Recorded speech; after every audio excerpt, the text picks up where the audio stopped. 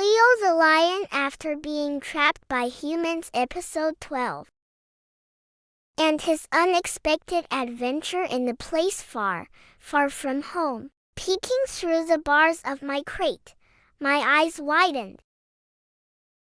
The world I knew, full of green trees and soft earth, was gone. In its place were giant, stone trees that scraped the sky, and the ground was hard and gray. The air hummed with 1,000 sounds and constant buzz that made my ears perk. Bright lights flashed everywhere, even though the sun was still high. Concrete jungle made me feel so tiny. A kind ranger opened my crate. I wanted to roar, but I held back. This place felt strange. My proud roars echoed differently in this clean enclosure. It had a pool, logs, and a small bit of straw still not home. Through a thick, clear wall, I could see other animals locked like me, and a colorful parrot who seemed to be talking to a human in a white coat.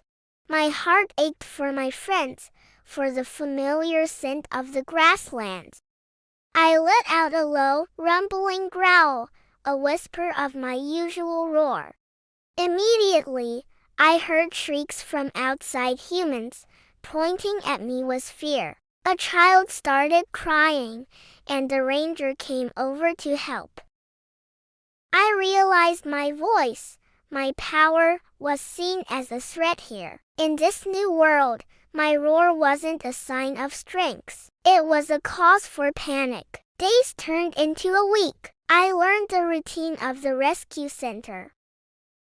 The food was good, the vets were kind, but a heavy silence settled over me. How could I be Leo without my roar? One afternoon, I saw a young fawn in the next enclosure, looking distressed.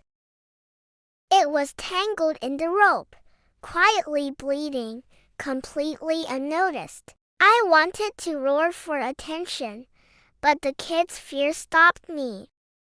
I had to find another way to come out of this concrete jungle to my real home. I paced nervously in front of the clear wall, watching the vets at work.